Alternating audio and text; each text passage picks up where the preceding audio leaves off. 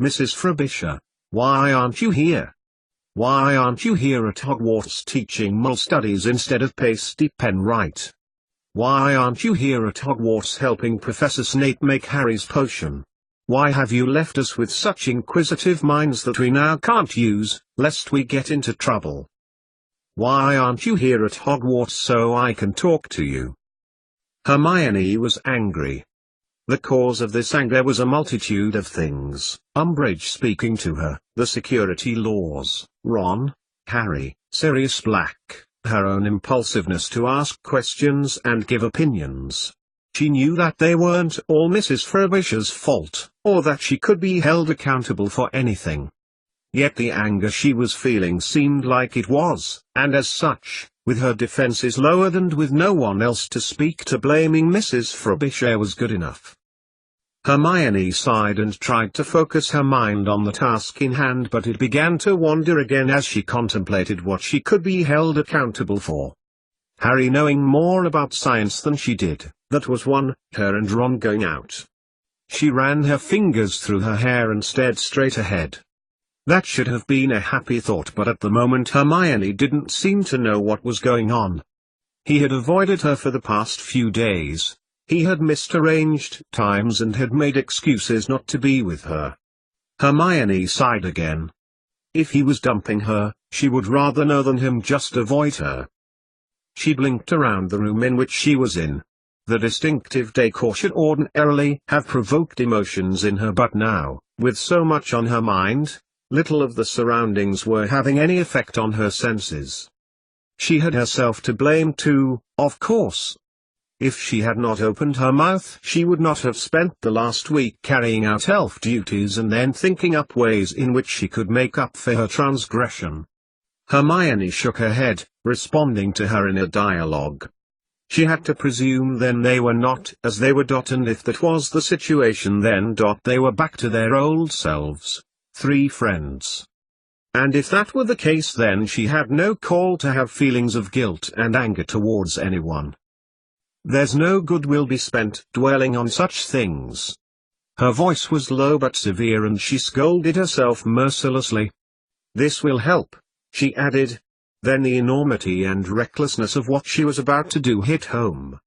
Hermione began to shake and she folded her arms around her slender frame, looking around into the blackness. But what was she to do? Both friends were not at the present time amenable to being spoken to. What choice did she have? She was supposed to be studying for her owls, but she had no free time because of the elf chores that had forced upon her. She could not talk to anyone about it. When she had wanted to speak to one of her two friends, he had ignored her, and when she had tried to contact the one person in the order who she thought she could trust, he had belittled and scorned her and made her feel stupid and useless. The Continuum of Wizards. Hermione Granger looked at the title on the parchment that she had carefully written. The letters were not as clear as she would have liked them to be, her own handwriting being somewhat scrawly, and though she would normally have used the typepiece charm, in this case, for what she was constructing here, her heart sang with outraged pride that she had not used it. Sitting in the library and pulling Harry Potter's invisibility cloak, illicitly procured by means to remain undisclosed, over her again, Hermione wondered whether what she was about to write would actually make any difference to anything. She hated the world now, hated what it had become. Hated the fact if she stood a chance in succeeding in the wizard world, of which she had chosen to be a part when she was 11, that she would be forced to make a choice between it and her family. Why? Why did she have to deny them? Why had the government of her chosen world had made rules of exclusivity? And then there was her own voicelessness, made so by those who were supposed to be on her side. So she had given up on seeking repentance and had taken matters into her own hands. Ignoring the tingling sensation at the top of her nose and behind her eyes that Hermione knew preceded lachrymosity, she forced herself to look at the words she had written on the parchment. The Continuum of Wizards. They were not her words, but those of Mrs. Frobisher, which she had caught illicitly and quite by chance written on lines notepaper that had been sandwiched between 2 pages of a book. 2 pages of a book that happened to reside at the back of Snape's desk in the space between the bottom drawer and the flagstone floor, a place where on several occasions Hermione has seen him return it as she had watched him pore over it for many an hour. Deception was not in Hermione's nature, however curiosity definitely was. Combined with betrayal and a sense of righteousness when even her friends had pushed her away, the young witch felt alone and helpless, which was a very risky combination indeed. Each time she had sneaked around the castle at night on behalf of the task she was undertaking, it had been a response to hurt and pain which she knew she couldn't express to anyone, not even Ron. Each illicit act, each deed of espionage had been a form of therapy, done entirely for selfish reasons. With each one had become bolder. And then one night she had reread Mrs. Frobisher's letters to her, and the last piece that completed the edge of the jigsaw had fallen into place, creating a rectangular space framed with logic, betrayal, anxiety, pain, academia and hope, in which Hermione could operate. Mrs. Frobisher needed help, and she needed help from someone who understood what it was like to look from the outside in. That had been 2 months ago. To anyone who knew Hermione, either in their capacity as her teacher, friend, boyfriend, peer or parent, it would seem that nothing had changed. That nothing that had occurred since the restriction of moles under the Security Act had affected her in any way. On the surface, and even a little deeper, she was the same Hermione Granger.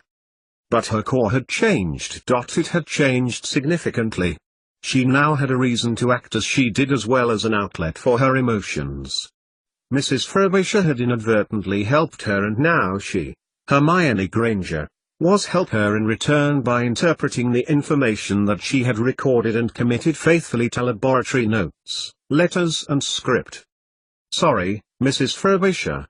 I didn't mean to blame you." And now she had finally done it. Those last 8 weeks of subterfuge, deception and lies were at an end, culminating in the document that she was about to create as she sat in her favorite environment, that is, alone in the library with her thoughts. The Continuum of Wizards. Hermione read the title again, before biting her lip as she picked up her quill. Underneath the title she added, A Theory of Science by Mrs. Cecilia Frobisher, edited by Miss Hermione Granger. Because she really didn't care if she was found out. What was her life worth anyway, if she wasn't able to live and work in a free society? At least through her abilities she was able to move along the work that Mrs. Frobisher had begun and fuse together too many loose ends. And so Hermione continued to write, slowly and carefully by hand, taking her time as she committed each word to paper using a thick biro that Cecilia had once given to her. She began by outlining what a continuum was, detailing it with examples and anecdotes before detailing briefly the universal link. She discussed abilities and drew a continuum curve, annotating the important parts of it and explaining what each part meant. The continuum curve, originally attributed to the mole scientist Gauss, is a clear indicator of a population and shows statistic representations of characteristics of that population. Applying this tool to wizards, we will see that the top 0.5 and bottom 0.5 of this particular population, that is, wizards and their magical ability, fall at the very ends of the distribution. The majority of the wizard population fall in the middle, with a range of average magical ability. That the average magical ability is applicable to almost all wizards, with the exception of a tiny minority who are either very able or very unable. The minority in this case would be approximately 5 in every 1,000 wizards at either end.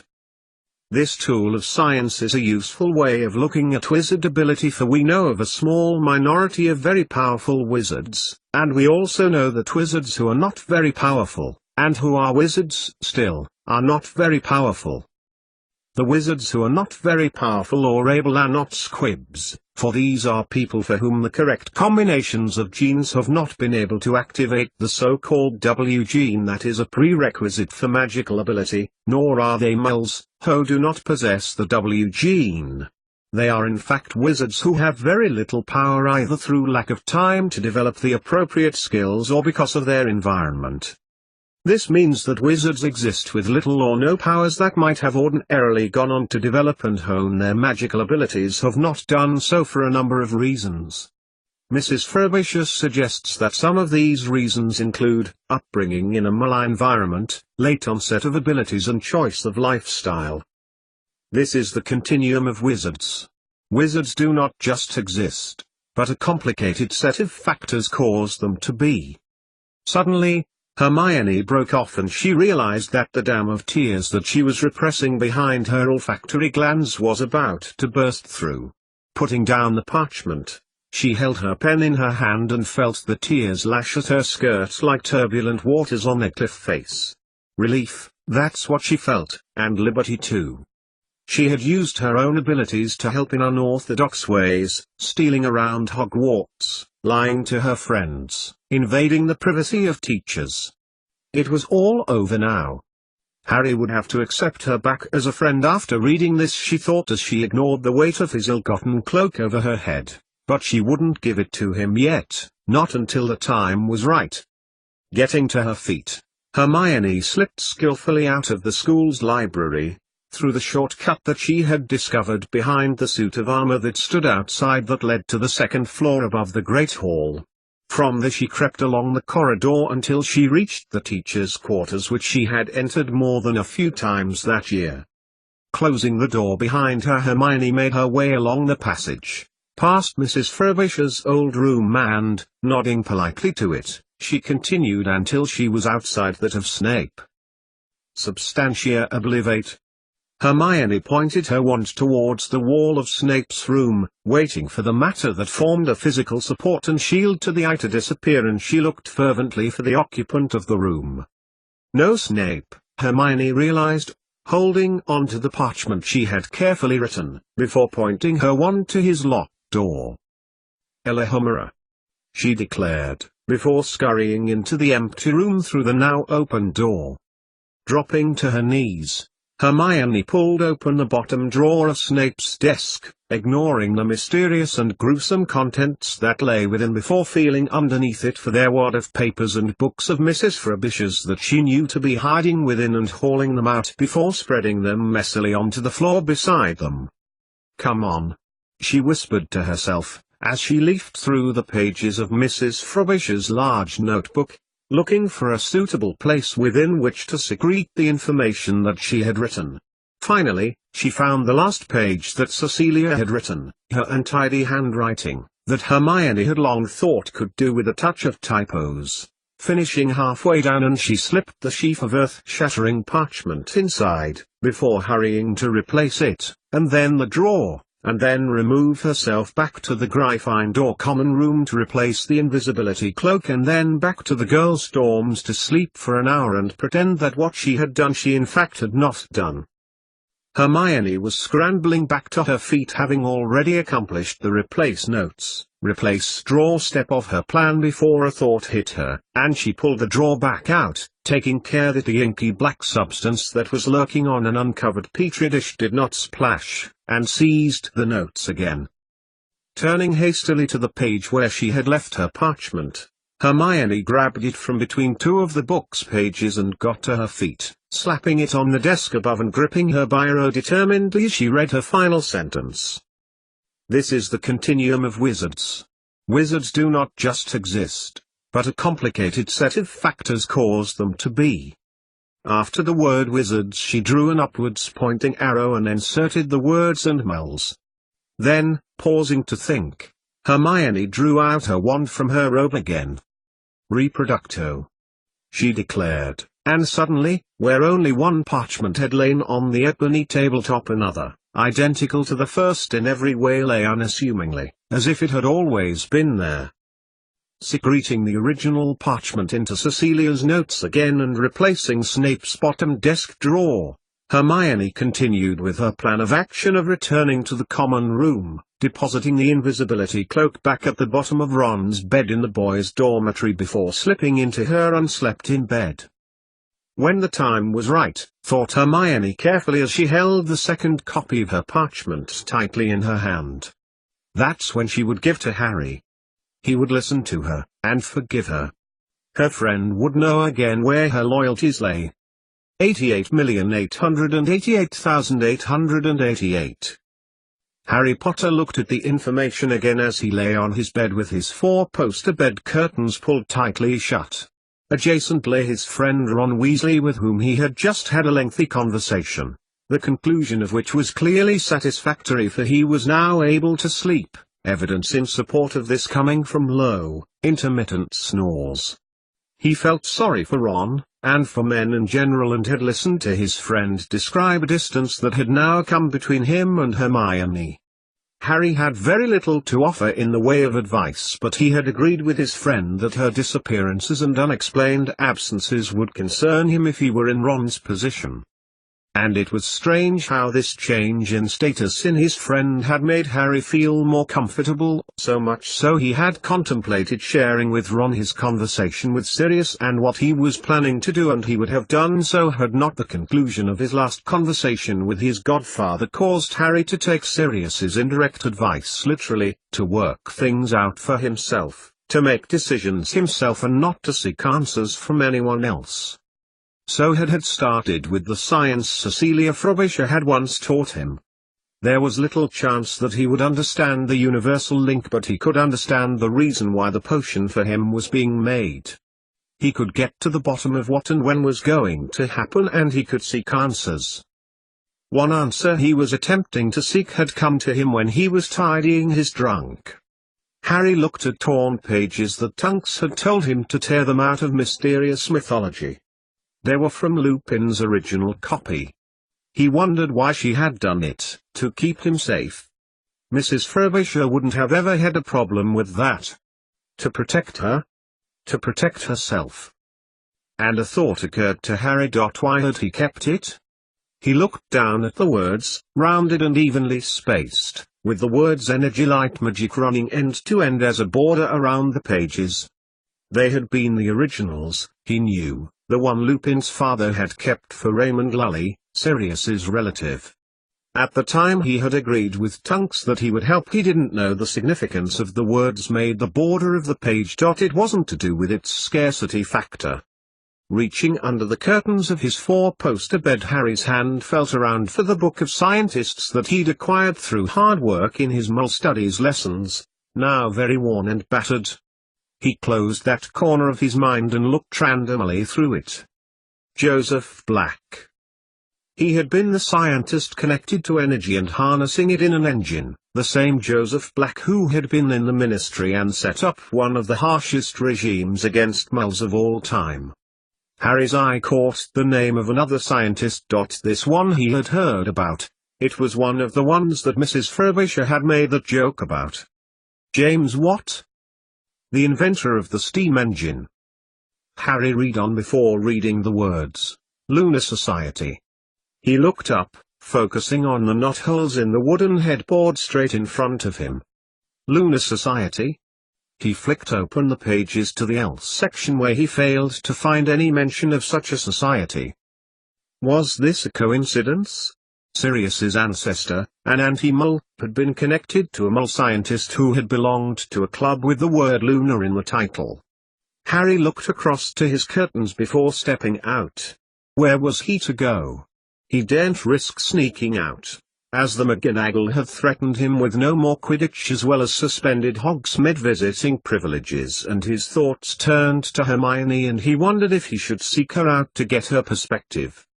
Making to take a step out of bed, Harry paused. She had been acting odd recently, as Ron had said. Perhaps it would be better if he left her to it and left whatever was going on between them for them to sort out, and besides, it was much better if he worked out what he really needed to know himself. It was a shame that this sort of thing didn't come naturally to him.